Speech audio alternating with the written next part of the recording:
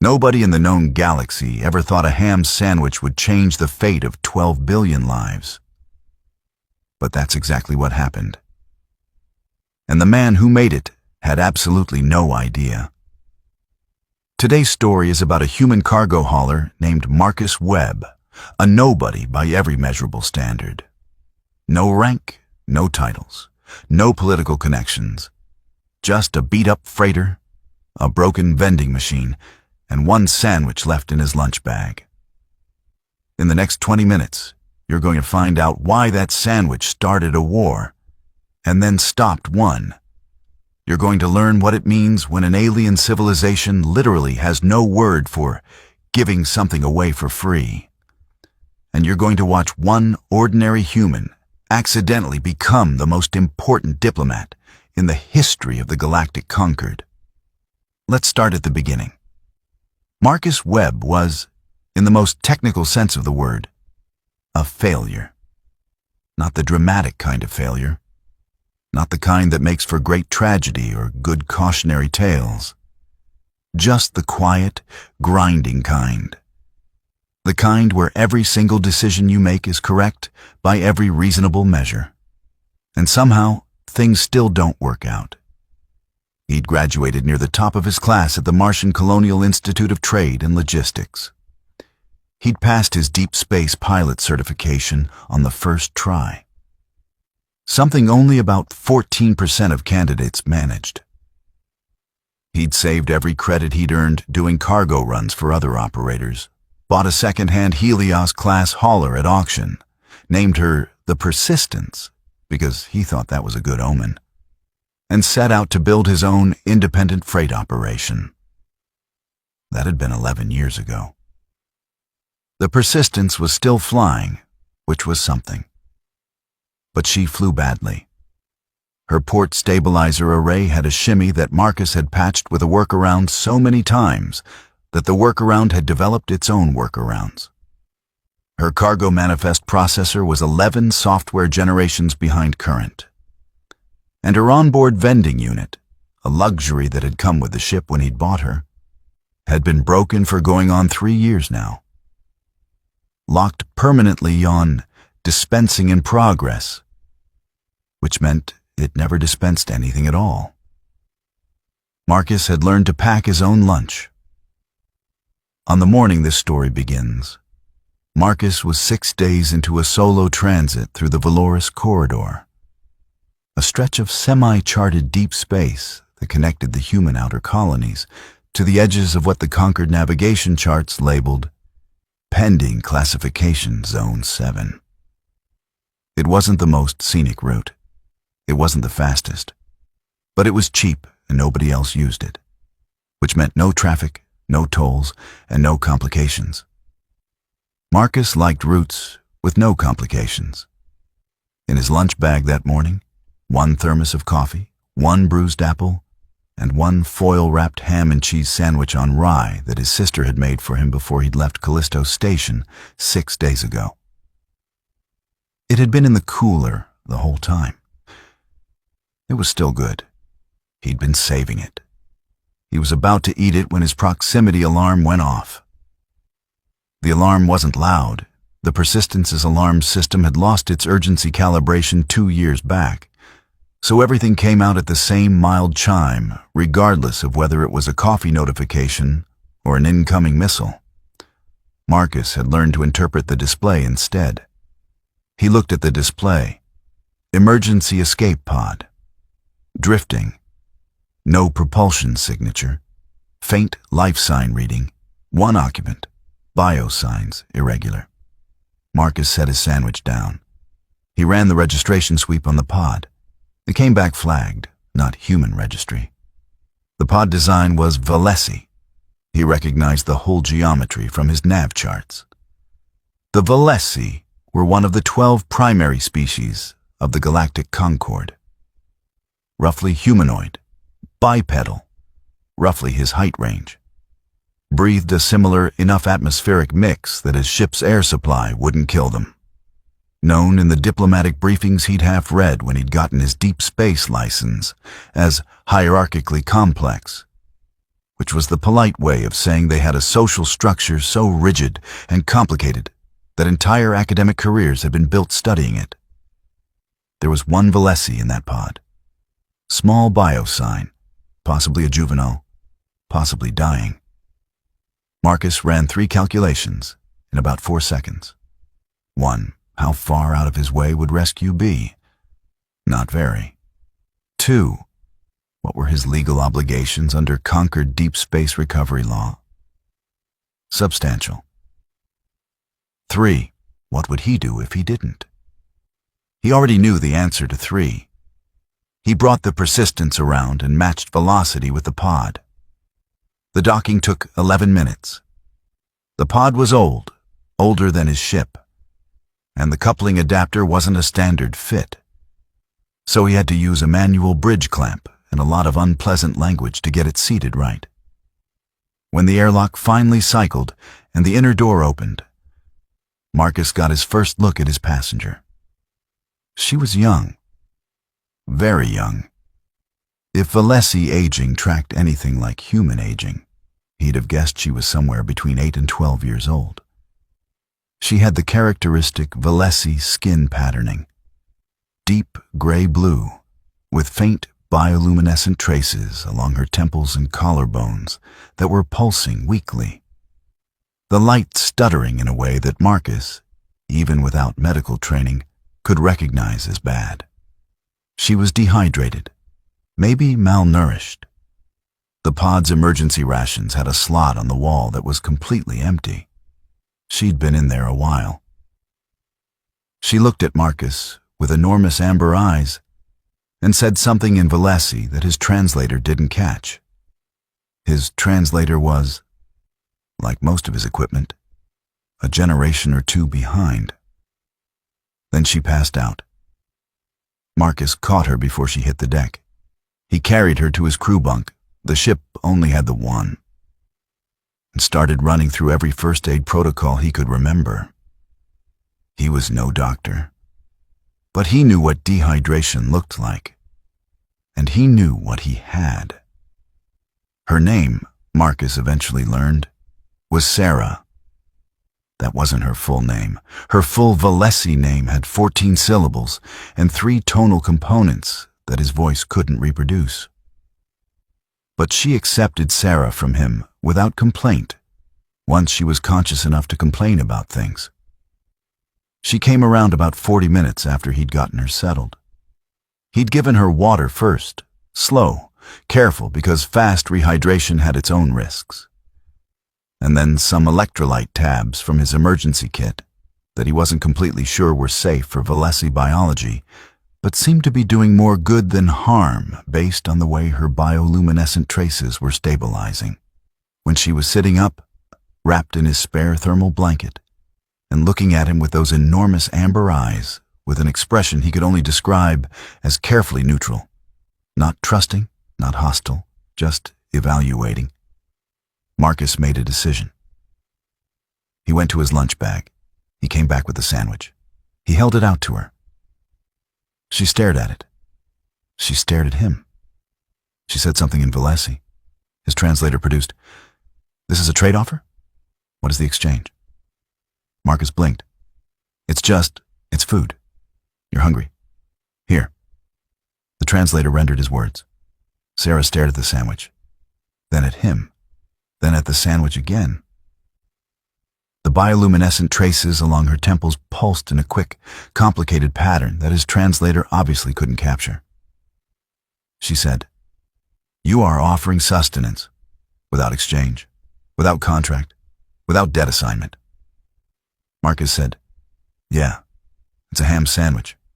Rye bread. I made it. Well, my sister made it, but look, you should eat. You've been in that pod for what looks like at least 4 days." Another long silence. Then Sarah reached out, very carefully, and took the sandwich. She ate it in the methodical, deliberate way of someone who is very hungry, but has been raised to never show it. Every bite precise. Her expression remained carefully neutral throughout. When she was finished, She folded the foil wrapping into a very exact square and held it in both hands. Marcus was about to ask if she wanted anything else when she spoke. "I must tell you something," she said, or his translator produced something like that, with the caveat that the Valesi phrase was being rendered approximately. "You have done something that cannot exist in Valesi understanding. We have no word for it. The closest concept we have is a debt so large that it has no ceiling, an obligation that supersedes all contracts. In our language, the one who feeds another without exchange becomes—" She stopped. Her bioluminescent traces pulsed very brightly. "Becomes what?" Marcus asked. She looked at him with an expression he finally recognized.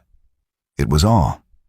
It took Marcus another 6 hours to understand what he'd actually done, and another 12 hours after that to understand why it was going to be the biggest problem he'd ever had. Sarah explained, slowly and with the kind of patience that suggested she was calibrating her language for someone she'd decided was not unintelligent, just profoundly ignorant, that she was not just any Valesi child adrift in a malfunctioning escape pod. She was the granddaughter of the Velkera. Marcus's translator produced that title without translation, which meant it didn't have a direct equivalent in any of the languages in its database. He asked for clarification. Sarah thought for a moment, and then offered the closest translation she could construct. The Velkara is the one who holds all threads, the sovereign of the Valesi people, the final voice in all matters of existence for every Valesi alive, in all territories, all stations, all ships, in all the space we have ever touched. There are 12 billion Valesi. She speaks for all of them. Marcus sat with that for a moment. "So your grandmother," he said carefully, "is basically the supreme ruler of your entire civilization."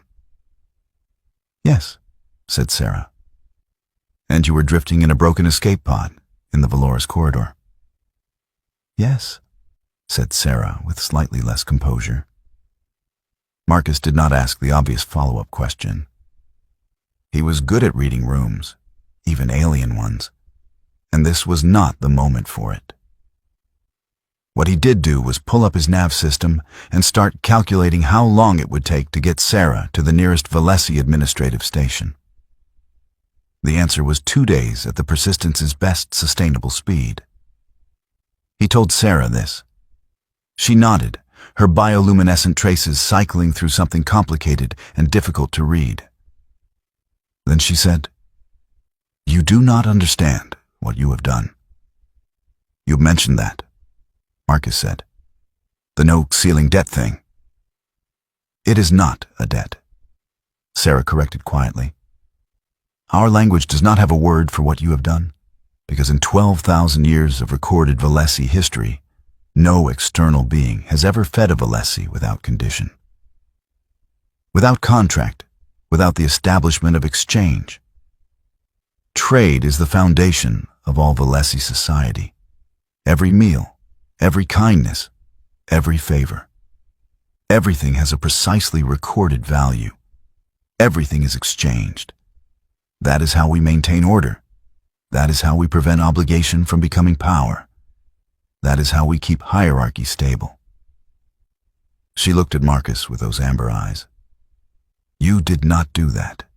You simply gave to a child you had never met, of a species you had no relationship with.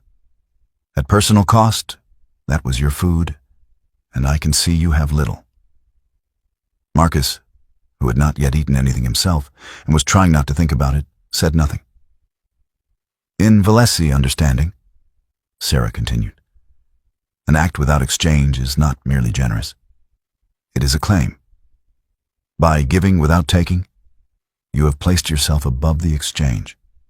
You have demonstrated you have so much that you do not need return. In our society, only one category of being operates without exchange. Marcus had a feeling he knew where this was going. "The Velkara," he said. "The Velkara," Sarah confirmed. "And the families of the Velkara, and those the Velkara has personally invested in. By feeding me, without contract, without exchange, you have, in the eyes of all Valesi law and tradition, declared yourself to be, at minimum, the equivalent of inner Velkara family." The silence that followed was extremely long. "I don't suppose," Marcus said finally, "there's a way to retroactively establish that it was a commercial transaction." Sarah considered this with what looked like genuine regret. "You would need to present a contract, already registered, to the appropriate Valesi notarial authority, signed and countersigned before the exchange occurred. So no. Marcus leaned back in his pilot seat and stared at the ceiling of the Persistence, which had a water stain from a coolant leak 3 years back that he'd always meant to fix. He stared at it for a long time. "Okay," he said.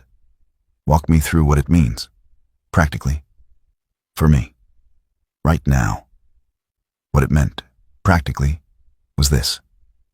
The moment Marcus delivered Sarah to the nearest Valesi station and her identity was confirmed. And it would be confirmed, immediately and completely. Because the disappearance of the Velkara's granddaughter had apparently thrown 12 different Valesi military fleets into active search mode. Marcus would be seen, by every Valesi alive, as having performed an act of trans-hierarchical investment in the direct line of the Supreme Ruler, which meant the Supreme Ruler owed him something, not a debt. Something bigger than debt. Something that, in Valesi law, could not be refused, could not be diminished, could not be transferred or negotiated away. The Velkara would have to receive him, and receiving him, under the legal weight of what he'd done, would mean treating him as an equal. Sarah spent the rest of those 2 days turning Marcus into something approaching a prepared diplomat. She walked him through 18 distinct Valesi greeting forms, depending on relative hierarchy. She explained the bioluminescent signaling system in enough detail that he could now recognize about a dozen emotional states. She briefed him on the absolute rules. Never accept the first offer of anything. Never touch food before the highest-ranking person in the room touches theirs. Never show surprise, and under absolutely no circumstances ever ask the Velkara her age. Marcus took notes on a scrap of cargo manifest paper because his datapad was, predictably, almost out of charge. Marcus docked at Velsera Station at 0640 station time, 2 days and approximately 9 hours after rescuing Sarah from the drifting pod. He was wearing the cleanest clothes he owned, which was saying something limited. And he'd run a razor over his jaw for the first time in 12 days. He looked, he thought, approximately like a man trying to look like he belonged somewhere significantly above his actual station. The docking bay on Velsera Station was, and Marcus had been to a lot of docking bays, extraordinary. Every surface was polished to mirror brightness, and the architectural angles were sweeping and deliberate, designed to make whoever entered feel both welcomed and very small. The air smelled of something that was almost like cedar, but wasn't. There were perhaps 60 Valesi waiting in that bay. All of them went absolutely still when Sarah walked down the docking ramp with Marcus behind her. The stillness lasted 3 full seconds. Then, all at once, the bioluminescent traces of 60 Valesi blazed simultaneously gold. And Marcus, who had not been briefed on what simultaneous gold blazing meant, but who had a good instinct for these things, understood it to be something in the vicinity of profound relief. A Valesi in elaborate robes, clearly a high official, approached at speed. He spoke to Sarah rapidly in Valesi. Marcus's translator caught fragments. Safe. The Velkara. Search. Who is? The official stopped, looked at Marcus. His bioluminescent traces did something complicated and unreadable. Sarah said something. Marcus caught his own name and the word his translator rendered as giver without ceiling. The official looked at Marcus for a long moment. Then, very formally, he pressed both hands flat against his own chest and bowed. Marcus, who had been briefed on this exact gesture, pressed both hands flat against his own chest and bowed back. The official straightened. His bioluminescent traces went gold. The Velkara, he said in heavily accented but clear standard, will receive you. They gave him 3 hours. The Velkara was, apparently, in a war council. Marcus spent those 3 hours being formally escorted to a chamber that made the docking bay look modest, being offered things to eat and drink that he remembered just in time not to accept first, and sitting very quietly while Valesi officials processed around him like he was a problem that nobody had procedures for. Because he was. The Velkara was not what Marcus expected. He had expected something imposing, tall perhaps, elaborately dressed, theatrical in the way that supreme rulers tended to be theatrical. An entity calibrated, consciously or not, for the effect of authority. She was perhaps 5 feet tall. Her bioluminescent traces were the deepest, most complex pattern he'd seen. Layered, subtle, rich with color variations, he'd been told only Elder Valesi developed. Her robes were plain by the standards of her court, almost austere. She moved with the unhurried precision of someone who had never once, in her entire life, needed to hurry for anyone. She looked at Marcus with eyes the color of deep amber, and they were identical to Sarah's eyes, and Marcus understood with a small shock that he was looking at the family resemblance. She spoke in Valesi. Her translator, the court's, not Marcus's, which was several generations more current, produced, "You are the human who fed my granddaughter." "Yes," Marcus said, without exchange. "Yes." She looked at him for a long moment. Her bioluminescent traces did something intricate and slow. "Why?" she asked. It was one word, but it carried a weight that Marcus felt somewhere behind his sternum, because this was not a casual question. This was the central question of everything. Why had he done an act that 12,000 years of Valesi civilization had no framework for? Why had he operated outside the fundamental system that governed all Valesi existence? Marcus thought about the careful answer, the diplomatic answer, the answer that was shaped for audience and situation. Then he thought about Sarah, 8 or 10 or 12 years old, passed out in a broken pod, and the empty slot where the emergency rations had been. He said the true thing. Because she was hungry, and I had food. That was it. That was the whole reason. The Velkara was very still. "Nothing more?" she said. "Nothing more," Marcus said. Another silence. Longer this time. The Velkara's bioluminescent traces blazed. Not gold. Not the relief gold he'd seen in the docking bay. Something he hadn't seen before. Something that her court, from the rustle and stillness behind him, apparently also found unexpected. Then she said something that his translator took a moment to process, because it was apparently a phrase of considerable antiquity. It rendered as, "The ungrasping hand holds the most." She looked at Marcus Webb, cargo hauler, owner of a barely functional freighter, a man who had been, by every reasonable measure, a failure. And she pressed both hands flat against her own chest, and she bowed. Not slightly, deeply. The way, Marcus would later learn, that the Velkara had bowed to no external being in recorded history. Marcus pressed his hands to his chest and bowed back. Here is what happened after that, in brief. The war council the Velkara had been in when Marcus arrived. It was debating military action against the outer human colonies. A trade dispute that had been festering for 6 years had reached the point where the Valesi military command had presented the Velkara with a conflict timeline.